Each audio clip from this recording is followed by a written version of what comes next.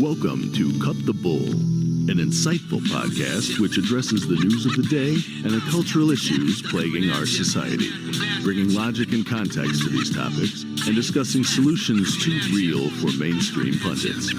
Now, here are your hosts, Charles Love, Shemeka Michelle, and Wilfred Riley.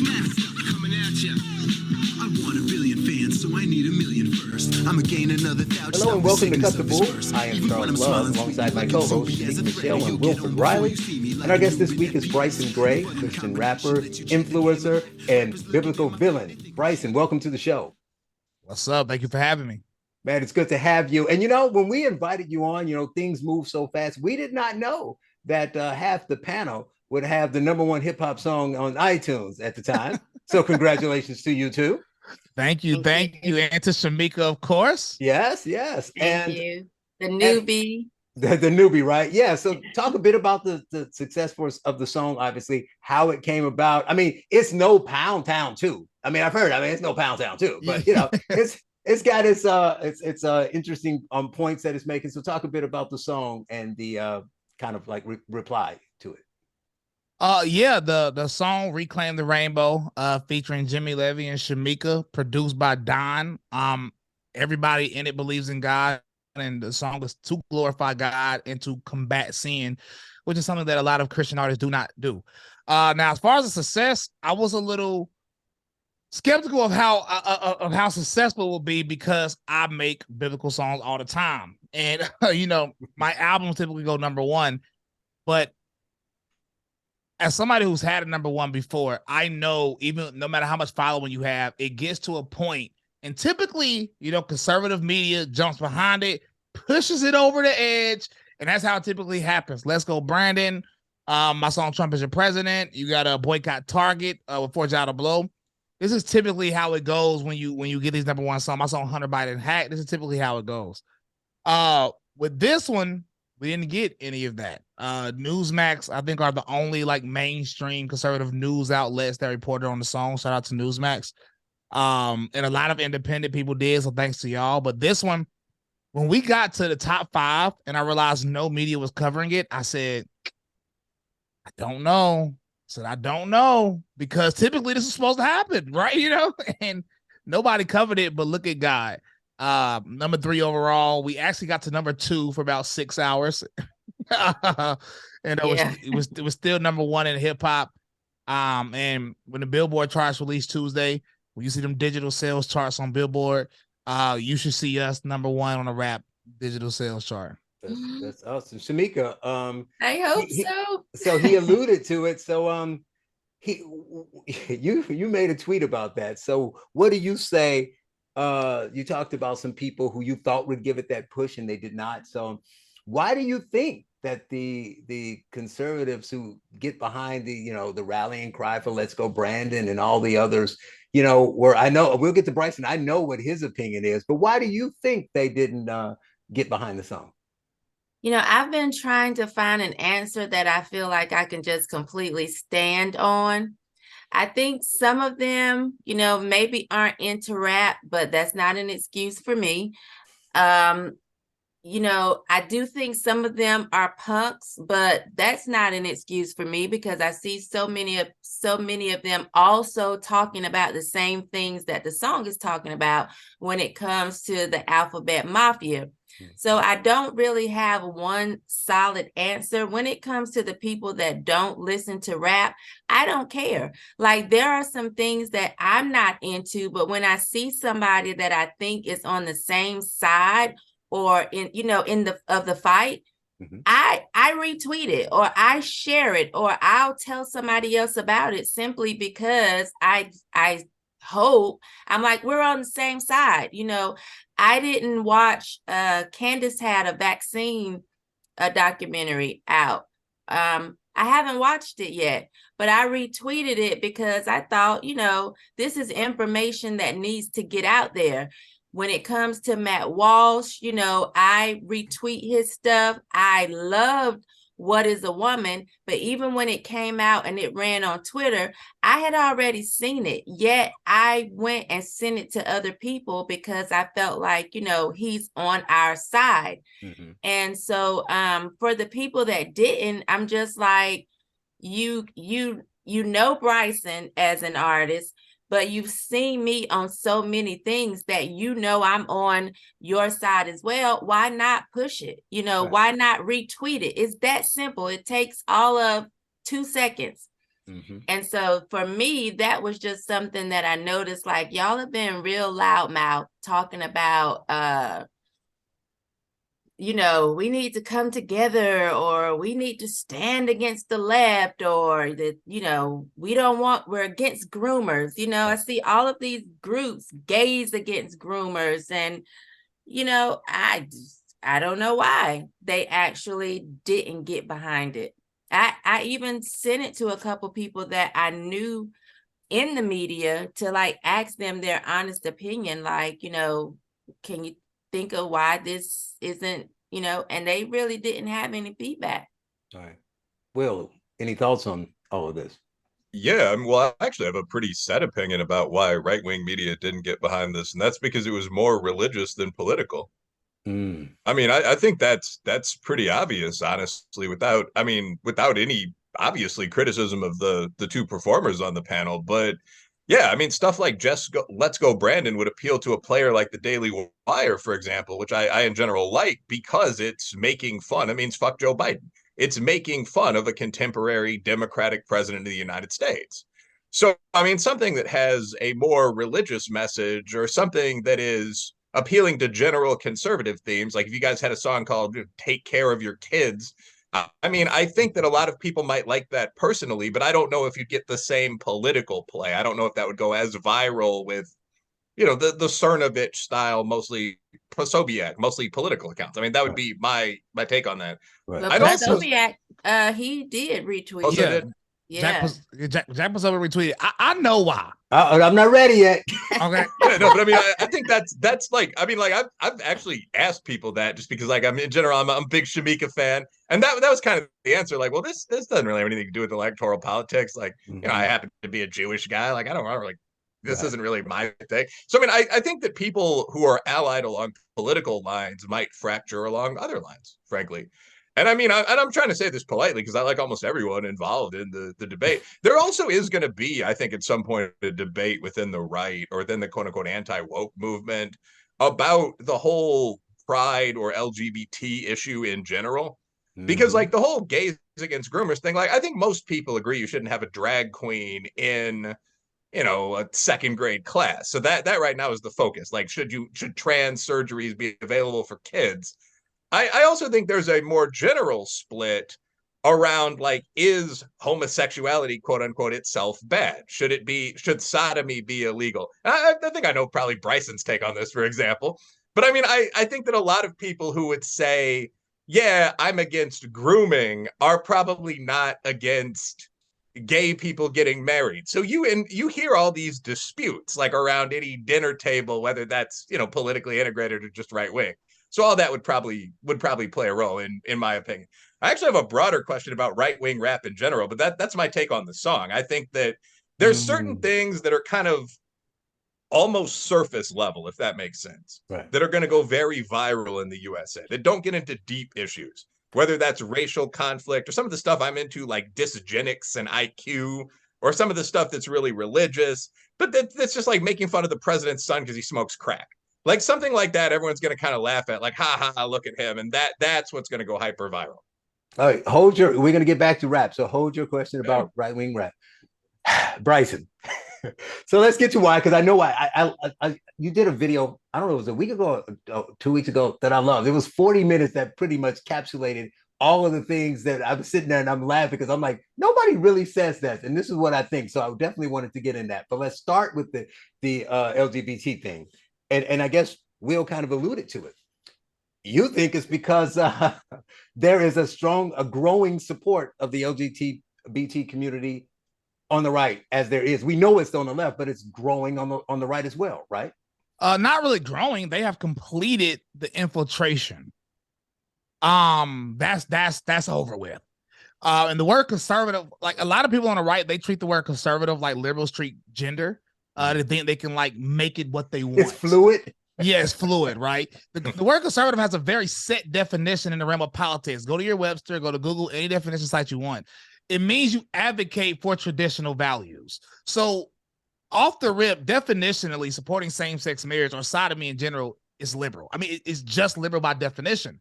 But see, I think because of Trump, unfortunately, because I voted for him and went hard in support for him, I think Trump sort of brought that culture to the right, which has its positives but has very destructive negatives also. And I feel like that's part of it. And so in my video you're talking about, I talked about one aspect of it, which is a lot of people are scared of the LGBT. And me, I can't be only to blame. Shemeka also went kind of hard on the issue. And I didn't go as hard as my other songs. So let's be clear. That was the lightest Bryson Gray you would ever get. And no burning flags or no burning flags, saying slurs like I typically do. This one was very nice, but still we called it an abomination. And even though that is biblical, that is viewed as disrespectful to not only liberals, but a lot of the people on the right. And there's another reason I didn't say on that video, but I'll say right here. I have a lot of people just don't like me. I have a lot of enemies. And a lot of these enemies of mine, they have a lot of connections and a lot of high places. Now, because a lot of people that are very popular know me, we'll still get the support of people like Jack Posobiec because they know me in real life. But when you get to a lot of these other people, to be frank, they don't like me. So I think a lot of people will push to simply not have Bryson Gray promoted on the platform, on whatever news organization they have, or to not retweet. But like I said before, it doesn't matter. This song did go viral without any of that. You know what I'm saying? No, number one in rap, we've sat between number 3 and number 2 for about 30 minutes, but we did it. So I'm gonna toss it in there. We got up to number 2. We've been sitting there for about 4 days. You know what I'm saying? And we're still there. So this is why conservative media should have still pushed it, because these are conservative people. Right. And I mean no disrespect. There, MAGA rap, or whatever you want to call it, has grown exponentially, but there still hasn't been any MAGA rapper. I don't even like the title, but there hasn't been any MAGA rapper that has combated the left as much as the people on the song have. So this is the perfect time to combat the LGBT narrative, or even the radical one, which a lot of conservatives say, on media. And you see Newsmax did it, and their clips did well, so people should have followed suit. But you know, it is what it is. It really don't matter though. Well, shout out to Benny Johnson. He just shared it. Yeah. Oh, good job, Benny. I want to get to some other really important things you said in that video I referenced, but I want to close the circle on the LGBT thing. So obviously you get called a homophobe, and I was told you should ask him if he outright if he is. And I thought about that, and then I found the what is it, the super bigot? No, no, the Pride Month 2, where there's a line where he says, "We're talking being homophobic. I'm the OG. I think we should go back to getting stoned like the OT." So Bryson, lyric. I like when you quote it. So this is actually worth asking. Like, I mean, when you said that being a conservative, I don't want to like jump on the assist from Charles here, but like when you say that being a conservative is supporting these like hyper traditional values, I mean, like, so just for the few people in our audience that don't know this, like sodomy is anal and most oral sex. I mean, just like off bat. Like fornication is any sex before you're married. Homosexuality, I mean, we all know what that is.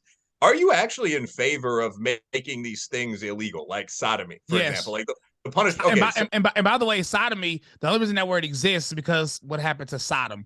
So when we talk about sodomy, it's definitely, I don't even like the term anal sex, it just sounds so vulgar, but it's definitely mostly based around homosexuality, even though it's disgusting, period.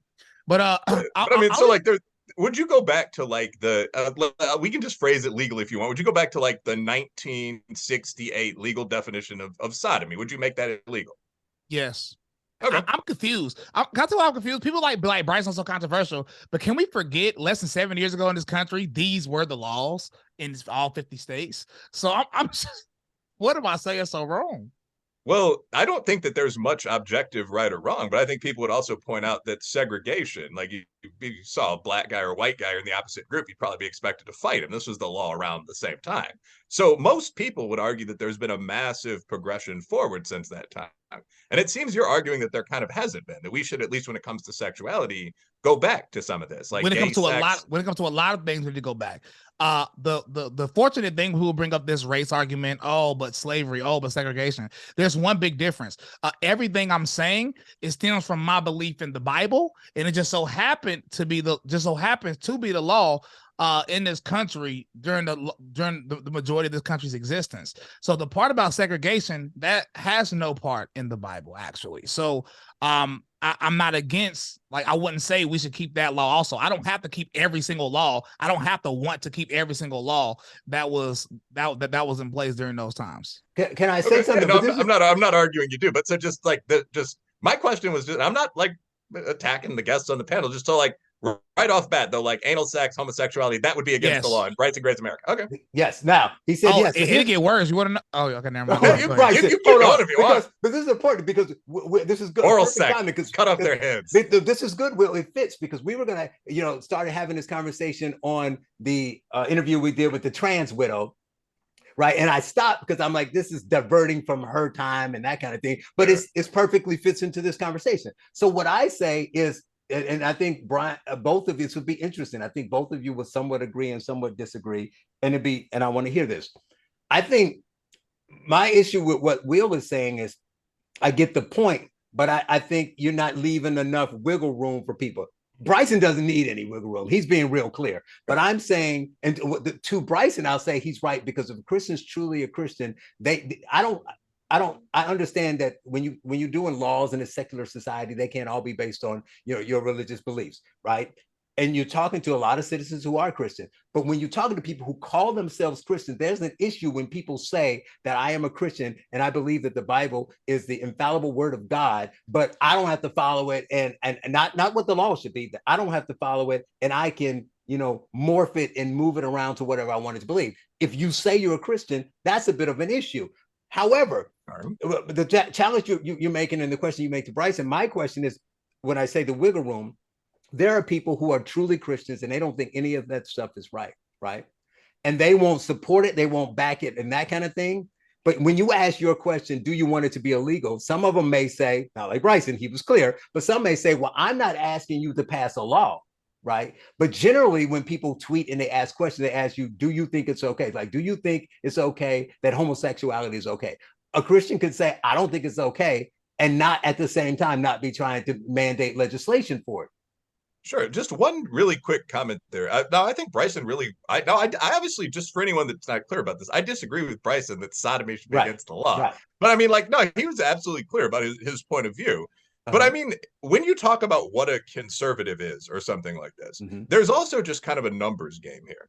Like, if you actually take the number of people that have never had, that, first of all, that are heterosexual, removing 8% or whatever the population, that have never had anal sex, never had oral sex, were virgins when married, so on down the line, that's an extraordinarily small percentage of the population. So, I mean, when you talk about, you would have to actually unpack this in practice and explain what it would mean if you want to be sincere about this as a standard in society.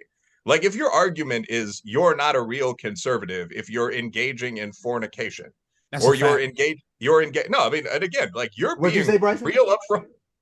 He said that's a fact. Once again, we're talking about definitions. We're talking about definitions, right? Okay, I just wanted to make sure we have to work within definitions of words, unless you're a liberal and you like gender. It can be whatever you want. It's fluid. Right. Conservative means to advocate for traditional values. Now, the key word right there is values. Values doesn't include every single law in history, but it includes values. That I just want to make the definition of conservative very clear. So if you support, and we're talking about America, so the definition of conservative can change depending on what country you're from, because what's traditional in a different country, like Sweden, isn't the same things that are traditional in the country of the United States of America. So in America, what are the traditional values in our country? And if you're liberal on these things, then you are a liberal by definition, or a libertarian at best. Yeah, and I mean, I could also just say that I personally am on the political center right or something like. Right. Yeah, and I mean, and there are fascinating arguments about all of this. Like someone could say, well, whether or not you're a Christian, traditionally among both whites and blacks, racial prejudice has been one of the American values, or it's been sort of an American. Well, it's been, yes, the idea that you should support your in-group has been a core American value. Yeah, you could easily defend that. You know, that's why I made myself 100 clear. Speeches by like Abe Lincoln, Frederick Douglass. I mean, this is one of the most coherent ideas in America, that you should support family first, racial group first. Yeah. Do you know how Frederick Douglass learned? Do you know how Frederick Douglass learned how to read? I assume a white guy taught him, but almost everyone historically. How? What kind of white guy? Was it a rich one? I have no idea exactly what white guy, but I mean, like, go through Malcolm X, Martin Luther King. Any one of these people's writings says, don't be extraordinarily racist, but I value my group a bit more. You get more of this with white guys. Eisenhower was an open bigot. Kennedy, Johnson was a hell of a racist. So, I mean, if you're arguing that anything that has traditionally been highly valued in the past in America. That's not what he's arguing. He's arguing biblical. No, but he said traditional. He said traditional values, though. No, I say the definition of traditional values. Obviously, mine stem from the Bible, and just so happens to line up with the values of this country originally. But just to debunk something real quick, I think you're trying to force this racial thing. This is your second time attempting it, right? And you're trying to force it into the definition of values. And it's a good force. So supporting your race, I can understand that being a value. But at first you said racial discrimination. That's not value. That can't even be, there's no way you can definitionally tie that to a certain value, discriminating. And then you talked about Malcolm X, and then you showed that Malcolm X, who I disagree with in a lot of cases, but later on he got a little better. But you even admitted that he said we don't discriminate against other people, we just value our group a little bit more. So that's an excellent point. So you could say racial prejudice is a historical value. What I'm saying, like, I frankly disagree. What? No, you absolutely could. Malcolm X, Lyndon Baines Johnson, these people were extremely racially prejudiced. There's no way around that. By our standards, almost everyone in the past was racially prejudiced, sexist, homophobic. So, I mean, like, and I think we just racially prejudiced. Is that wrong? Well, I mean, I'm racially prejudiced. I think it's like I'm pro. No, he said I'm mildly in-group prejudice. So I don't think this is wildly wrong. I'm just saying, like, I disagree with Bryson on a great deal of this, but I'm actually like not especially hostile. I'm just saying, like, if you're arguing for traditional values, like knowing how to hunt and support your family with food you brought in is a traditional American value. But let's go back because you try to force it again. Just because Malcolm X was racially prejudiced at times, that doesn't mean a value is being racially prejudiced, because you sort of contradicted yourself. You said he didn't discriminate.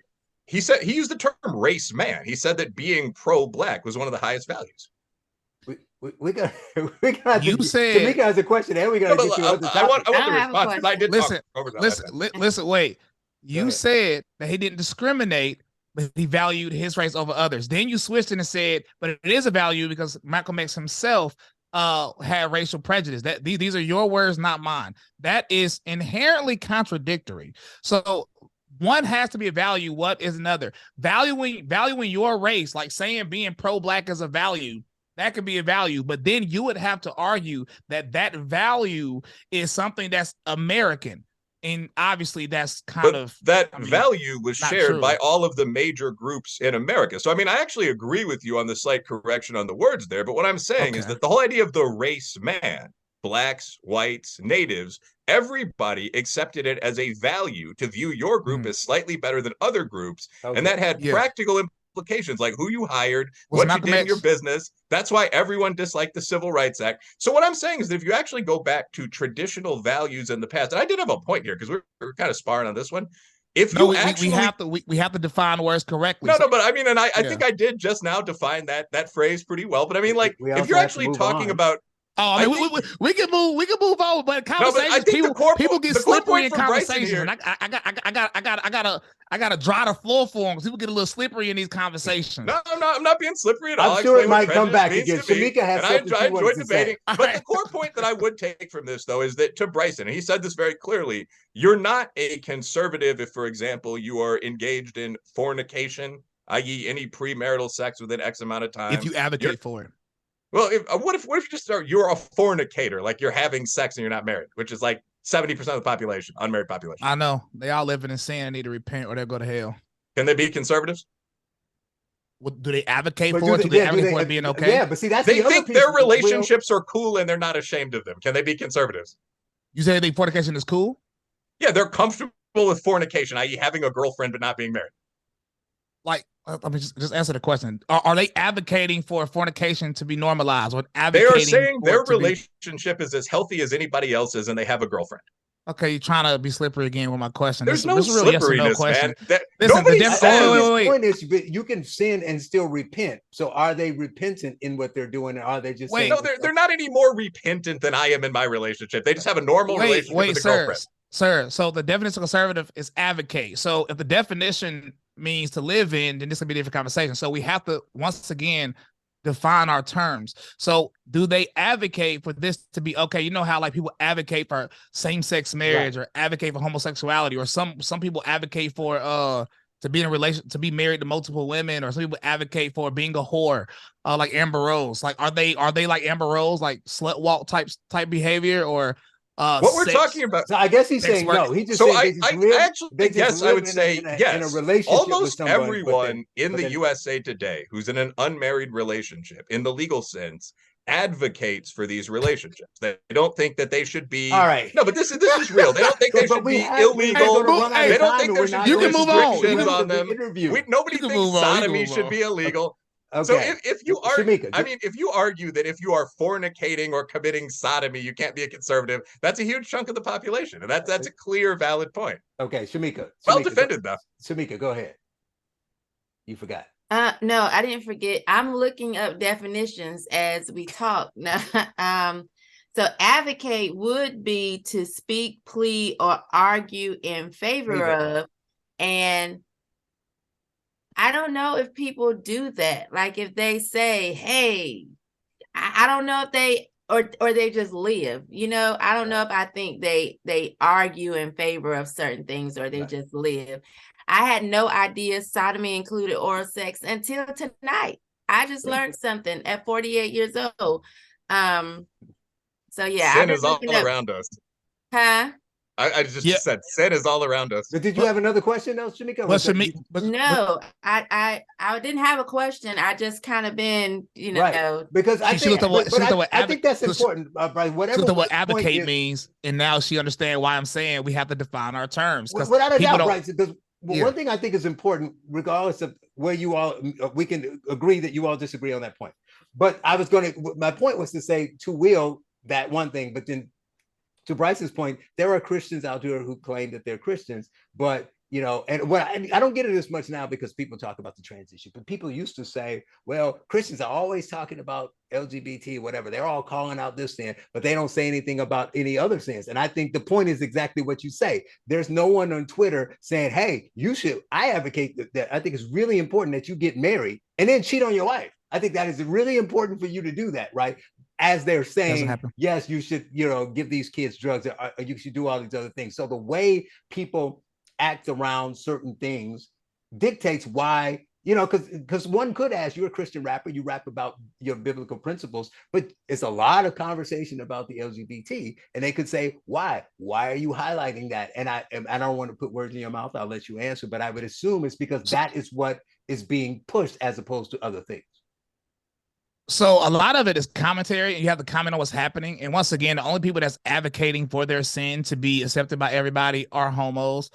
But if you go to my Letter to the Church 2 album, that went number one. Sexuals. I don't think you can say homos without the sexuals behind, so I added a sexual. Oh, okay, sexual. Okay, just Google single moms hustle hard. Like almost everyone advocates to have their lifestyle viewed as normal. So again, if you go to my Letter to the Church 2 album, I think I mentioned homosexuality 3-4 times out of 16 songs. Uh-huh. Super big, and I mentioned it every song because the whole point of the album was Right. to, I mean, be a bigot, Right. be exactly the villain they want me to be. Mhm. So I mean, when we talk about advocating, there's no single motherhood month, or single mom day. Right. There's no, I mean, they got slut walk, so you know the harlots, they get a small moment. And actually, there's a rise in people actually advocating for women to go into sex work, which I do think is horrendous. And the more that conversation pop up, you'll see me talk about that every time also. But so I mean, I call out everything. I call out, I even call out women dressing like harlots a lot of times on Twitter. That's some of my most viral tweets.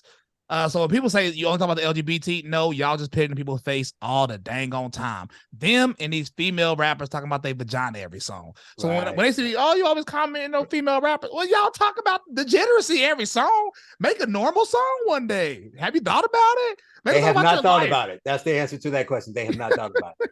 But lastly on this though, I find a lot of people will find this interesting too. So you are obviously your feelings on the LGBT community, but you say in pushing back against it, there are no allies, right? You make it a point in the songs and in your tweets that you don't want to hear like Caitlyn, like we've had Buck Angel on, like Caitlyn, Buck, you're like that's what was his name, Bruce. You're like that's Bruce, and he's no different than Dylan Mulvaney. Is that the guy? Facts. Right. I mean, yeah. He is Dylan Mulvaney in the MAGA hat. I mean, you have to explain to me a difference, because let's be clear. Soon as Donald Trump passed his military law, Bruce Jenner came out and stopped supporting Trump like this, condemned Trump.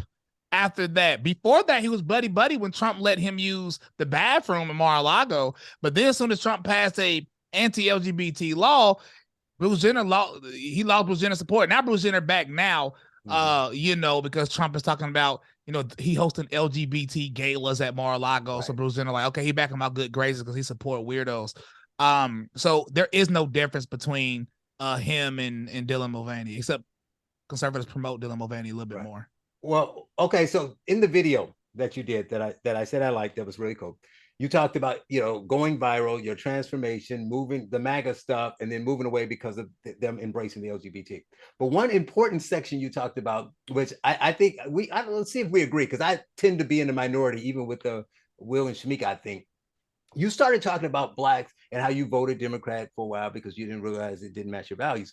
And you said, you tried to get people to understand that there's a difference between Democrats and liberals. So Blacks can be Democrats and still, but they're not typically liberals. And I tell people this all the time. But I asked you, I want to know your views, and definitely Will's, on this, because where I'm in the minorities, I hear a large push on Twitter and social media about the problem with Republicans is Black outreach. They need to do outreach. They need to go outreach to the Black community. And I don't agree with that. And people think I'm crazy. And it's not because I don't think they should do outreach. They should do outreach as any other political group should do to anyone who that you're trying to get their vote. If you're running for president, every citizen. If you're running for governor, everybody in the state. So that outreach, without a doubt. I just don't believe the special outreach in some special way to Blacks. One, because that's really hard to do without pandering. But two, I don't think that it's like implying that Black people are different, right? Like there's some magic thing you can say. So Blacks think you're racist, but if you show up and say, I'm not racist, they're gonna say, oh, in that case, I'm gonna vote for you. At some point, and a lot of people disagree with them, but I said at some point, if you're voting your values, I get when you're younger. So you're a 35-year-old Christian, upper middle class Black person. And the Republicans never came to speak to you. And I got that. I did it when I was in my 21. Why should I vote for a guy who's not asking for my vote? But what do you do then if you believe what you believe, Bryson? From a biblical standpoint, financially, you don't need the handouts, right? You don't believe, you want traditional values, but the Republicans aren't coming to you. So do you just continue to say, well, they haven't reached out, so therefore I'm just going to vote Democrat until they reach out? What else can you do? So at some point you have to say, what is best for me? I'm voting my values and not wait for that particular politician to come and vote and speak. Yeah, it's a cultural thing. Pandering, I mean, it honestly just doesn't really work. I mean, even if you see a small bump, let me give you the perfect example. I remember in 2020, and I was one of the people, the way Trump was pandering to Black folk, I went to that platinum plan in ATL. I said, well, Black folk gonna love this. And then you really get in the streets. First off, in real life, nobody knows that it even exists. Right. If you get on the internet, the people that keep up with it, They just don't give a hillbilly hootenanny. They like, so he's still racist. And the black vote for Republicans went up a little bit in 2020. But what you noticed, if you look up the 2022 midterms, the black vote for Republicans had a major boost. Not major in obviously in retrospect to the percentage. Right. Every minority actually had a boost in the midterms for Republicans. And the reason why is simple. They lived under Trump, and they also lived a couple years under Joe Biden, and they are like, okay, hey, I ain't feeling this Joe. I ain't feeling Joe. So I think the pandering, it just doesn't work, and it's kind of cringe, because a black person that votes Democrat is just a lot of times how we were taught. If you talk to my daddy, he's not a liberal. You talk to my mama, she ain't a liberal. You talk to my grandma, she more homophobic than me, and she racist. She on that Louis Farrakhan tip. She think white people used to have tails. Like literally, you can't change her opinion on that. And she vote for Democrats, right? Huh? And she vote for Democrats. Yeah, my family vote Democrat. Does she know Joe Biden is white? She don't even care. She got dementia. God bless her. I don't think she even know who Joe Biden is for real. Well, Joe Biden doesn't know who Joe Biden is. Yeah, but listen, it's funny, right? And the way you get it, it's just told normal and produced. If you have a better economy and people can feel it in them pockets, they gonna be like, hey, you see a lot of black men now. Oh, we need big Trump back. A lot of black women getting on board too, not as much, women a little more stubborn, but a lot of black men are popping out like, yo, we need Trump back. Like, in my opinion, now once again, I'm writing somebody in as a Christian, but I feel like in 2024 Trump run, I could be wrong. If I'm wrong, I'll say it, but I think you'll see a major boost in at least black men voting Republican. Shemeka, I know you have a solution to Bryson's problem. Just don't let the women vote. But what do you think? Well, I don't know. But do you think I'm wrong about the outreach and thinking that if the Republicans just showed up and did the right dance, all of a sudden the walls will come down and all the black votes will go to the right? Yeah, no, when I say outreach to the black community, I don't mean pandering. I don't mean saying, I got hot sauce in my bag. I just really mean like, letting people know what values they have that may line up more with Republican values. So maybe my problem with the word is that's not outreach then. That's just being a good politician that's saying, going to tell you why you should vote for me. Well, I do think it's outreach, in my opinion, because I grew up in a black community where all I saw was Democrats. Those are the only signs I saw. Those are the only people that came to knock on the door to talk to us about, voting and certain things like that. So I had to grow up and learn on my own that some of the values that my family taught me lined up more with conservative values or, leaning to the right. And so I feel like maybe if I had gotten that information earlier in life, I might would have been voting different earlier. So it's, for me, like even the whole school choice thing, I had no idea that it kind of fell along political lines. Right. I just think if somebody would have maybe sat me down, because it's not going to happen with my mom. It's not going to happen with my grandma. If somebody would have knocked on the door, even if you had cupcakes, I'm just saying, come to the neighborhood. They did not come to our neighborhood. So anytime I saw a politician, it was a Democrat, black or white. And so it just made me feel like, oh, okay, these are our friends. These are the ones we should vote for, because these are the ones that I see. I don't remember seeing David Price, white guy in our area. I don't remember seeing him doing the electric slide, but I do remember seeing him being around, even if he was just standing in the crowd at a certain event. I was familiar with him. And when it came to Republicans, they just did not come to the neighborhood at all for anything. Will? I got a question for you all, but Will, wait.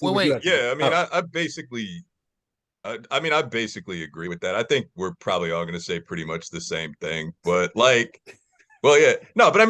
so like, Charles, when you talk about outreach, first of all, I think all the parties do outreach. Like the Republicans are going to approach outreach. Like I'm a member of like local business associations. Like the Louisville Forum or whatever, where I live.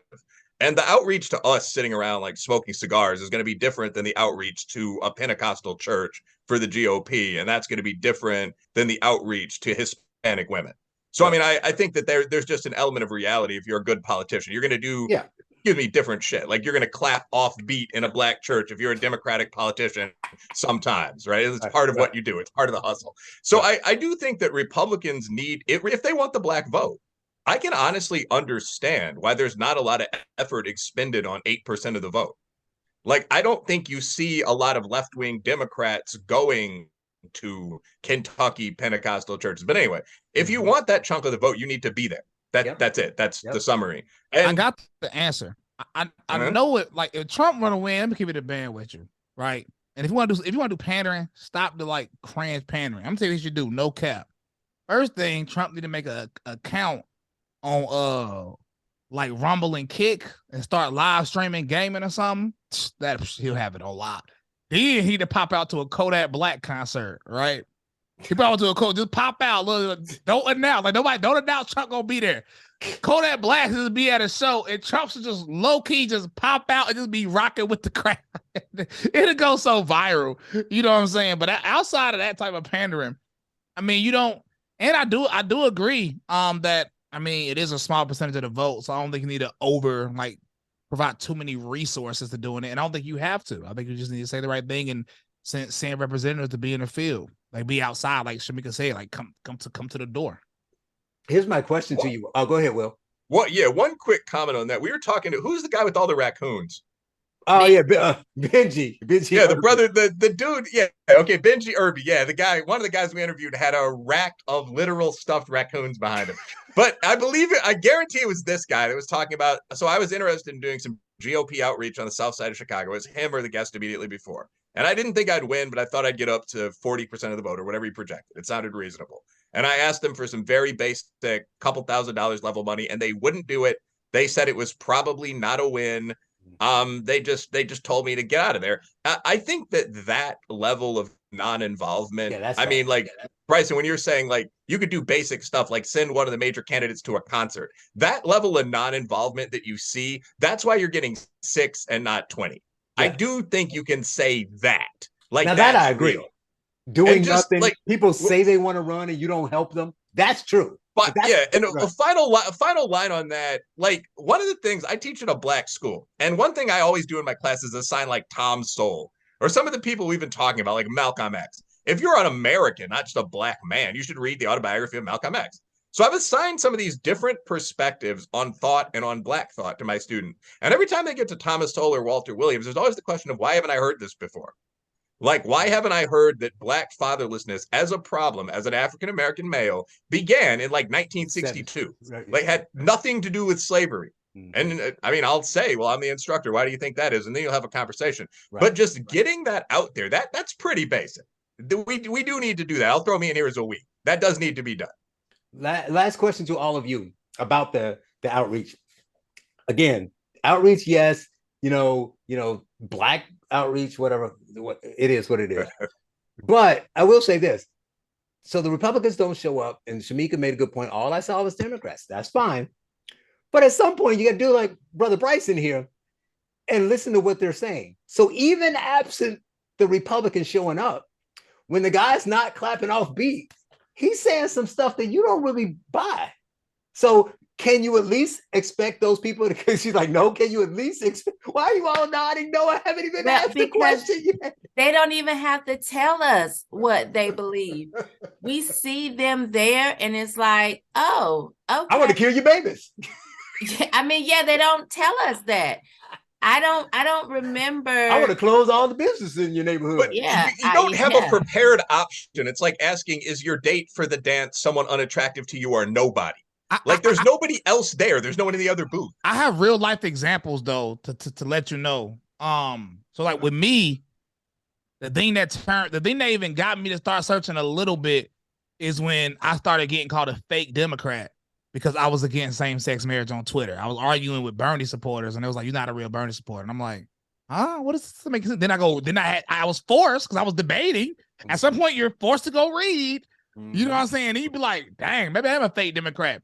And I'm gonna give you another example. My grandmother called my dad last year because of the not last year, late last year because of the Respect for Marriage Act. Mm-hmm. And she had finally made the connection, like this is a Democrat thing. And she says she will never vote Democrat again. A lot of people just don't know. Like my family, all these Democrats, we was carpooling in North Carolina to go vote no on same-sex marriage before the Supreme Court overrode, the will of the people. But like carpool, a bunch of Democrats, everybody we know is Democrats, who was carpooling, making sure people got to the voter polls to vote no. The issue is a lot of people don't even understand where their views align. It don't matter how old they are. A lot of people just don't understand where their views align. So Republicans got to find a way to let it be known, like, hey, did y'all know this was the Democrats doing this, trying to kill your babies? You know what I'm saying? They don't even make a connection. And a lot of people just don't care, to be honest. They don't watch. Yeah, that's true. I think the next issue is going to be the Equality Act. So if we get people to understand that what they want to do to the Civil Rights Act, that's the game changer. Will, last thing you wanted to ask a question about conservative rappers.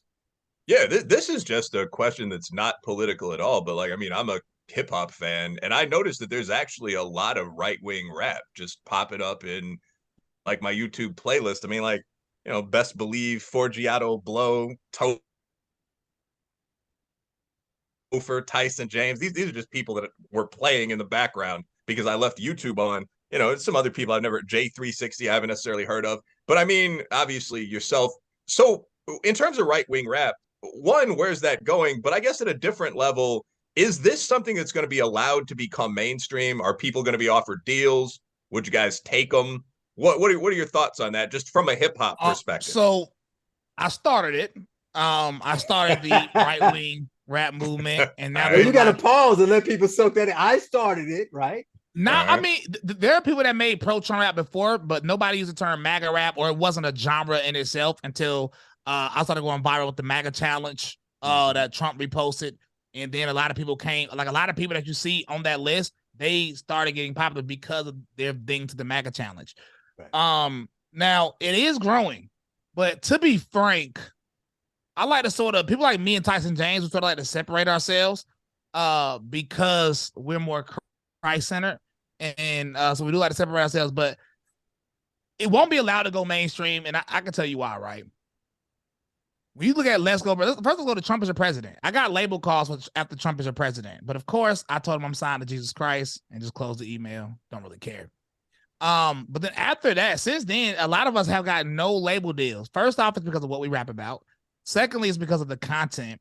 Thirdly, when it comes to people like me and Tyson James, it's literally just our personalities. So let me give you an example. I don't know if I can say it because I just got the information on the phone, but I don't really care. There's a boxing event, a popular boxing event that's happening next month, and they wanted me to perform, right? Okay. They submitted my name, and they said, boy, no. You crazy. You have lost your mind, right? And we're not allowed to go mainstream because even with Billboard, and it's sort of our fault. What I mean by that is Billboard did an article on Let's Go Brandon. There was 2 Let's Go Brandons in the top 40 on the Hot 100. And if you're a hip hop head, you know the top 40 on the Hot 100, that's what labels put the budget in for. That's what they spending $1 million for. They want that top 40. We did it with no money. I don't know about the other Let's Go Brandon, but we did it without a dime being spent. And Billboard did an article, and they said, you could tell they was worried, like, what does this mean? Like, we have to deal with right-wing rap being mainstream. But then one of the contributors, there's an article, you can go read it. They said, well, this is going to be short-lived anyway. And the unfortunate part of the right-wing rap movement is a lot of the success of the rap music is short-lived because a lot of people on the right, for starters, don't like rap, or they just started liking rap because of people like us. So that's the only reason we aren't able to completely break the barriers down in the music industry. Plus we get banned a lot. Like me and Tyson, we get banned. I mean, our music get banned all the time. So go listen to Pride Month too before they take that down. It would seem objectively that's going down, man. From a business perspective, it would seem like there's a huge potential audience there, though, like working class white kids that like hip hop. Like, I mean, just even looking at people that are kind of adjacent, like Burden or FJ Outlaw, like a whole bunch of people that obviously aren't liberals. Like, there are all these videos out there that have like 998,000 likes, flows pretty good. We're just like listening to this, like in the gym or dojo, like, that guy's probably not getting a deal. And that's why I was interested in that. Like, what's the future of this? Are there, independent labels coming up or something like that? But it's an interesting trend, and I don't think it's stopping. Yeah, it's not stopping. And I feel like my favorite thing about Reclaim the Rainbow doing so well is I feel like it opened the door for, I feel like the movement is evolving, because before it had to sort of be political for it to really hit the charts like that, unless you were somebody like Tom McDonald. But outside of people like him, it had to be sort of political, you know what I'm saying? But Reclaim the Rainbow is really just about God, you know what I'm saying? But if you look at the video, you can still tell people political leanings, you know what I'm saying? So I feel like that opened the door for a lot more to happen. So I think the movement is evolving, and I think we're going to continue it. Well, that leads me to my final question. I'll see if Shemeka has some, we'll be done. But he mentioned the right wing rap, but you said that it's different between that and the Christian rap. There's a divide there too, right? Because you are a Christian rapper, and I get the feeling that a lot of Christian artists, and especially Christian rappers, also don't like you. They don't. They my sons though, man. Let me tell you something, man. So, the Christian hip hop scene is in large liberals. If you listen to the mainstream Christian hip hop artists, they'll never call out sin, but they'll talk about George Floyd. They'll talk about, oh, my black daughter says she don't want to be black. No, do they even talk about the Bible? They rarely talk about the Bible, and if they do, it's probably like one verse, like John 3, for God so loved the world. That's all the scripture they ever mentioned in their life. They never call out sin though, and when you can see it when they get in interviews. When they get in interviews, they start to, you know what I'm saying? So when I came out, they tried to like shun me because they saw my political leanings. But the issue is it didn't work. They couldn't stop because and I'm not saying it's the brag, it's from a numbers wise, and a lot of us Christian conservative rappers are. We just have more of a following. We hit the charts more. We get more streams, and the majority of these people on the CHH is what they call it, the CHH hip hop scene. But yeah, they created a lot of enemies. But they don't even understand that we are shining a light on Christian hip hop to more fans than they ever had in their life.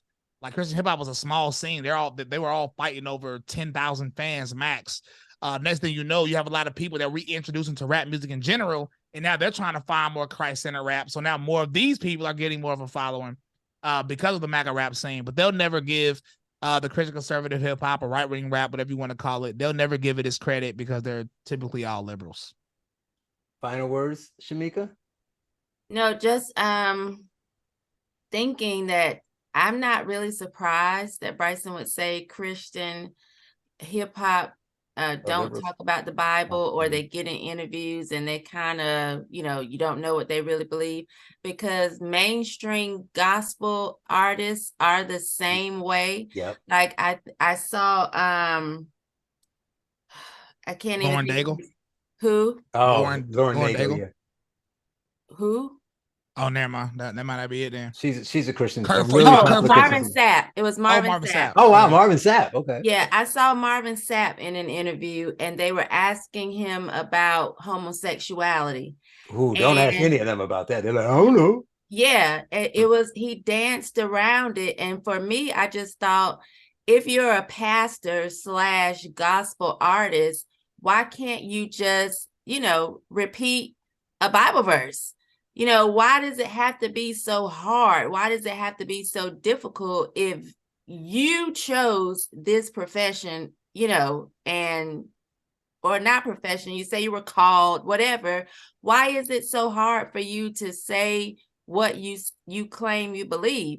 And so I'm not really surprised that Christian rappers or hip hop artists dance like that, because, dance around issues like that, because they all do. I've seen so many of them big artists that are in the mainstream that just dance around it. And so, it is what it is. You're not going to have that many people that are willing to say, this is what I believe and I stand on it. And I think that's one of the things that has drawn me to Bryson, is because this is what he believes and he stands on it. And for me, that is an honorable trait to have. I see a lot of people that say they believe whatever they claim they believe, and I can't see that. I don't hear it when they talk. I don't see it in their actions. And whether I agree with everything he says or not, I have had people to come, to me, oh, Bryson doesn't believe in the Trinity, and, want me to not talk to Bryson or affiliate with Bryson because he doesn't believe exactly what they feel like, he should believe or whatever.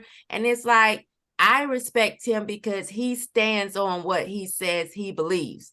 If he believed that there was a blue bear in a banana tree that blessed us and he stood on that, I would respect him just the same. And so I just have a lot of people, I have an issue with people that say they believe something and you just can't tell, whatever that is. By the way, one of the people she's talking about, they made a video on YouTube. Because a lot of these people, they get so hate filled in their hearts, and then they try to make judgments on me, but you can easily tell who don't have the spirit in them. And they get to the point where they just start making videos like just Bryson hate videos. I love it. I have like a hate club. I love it. And one of the videos from this guy, right, who called himself a theologian, was Bryson hates women. And the video went on to say Bryson, the way he treats women, talk about what the woman's role, even though everything I say is like, let's talk about like clear out the Bible. I could paste a few Bible verses for him. But he chose to go that route anyway. A lot of people just have a sort of hatred. And I think it makes them more angry than I just genuinely in my soul don't care. Well, I guess we have to leave it there, but hopefully this will post soon. And when it posts, you're #1 across all genres. Everybody should go check out Reclaim the Rainbow. He is Bryson Gray, Christian rapper. Bryson, thank you for joining us. Of course, anytime. Land of the free and a home of the brave. God get all of the praise. I got a country to save because I'm Patriot J and I'm saving a day.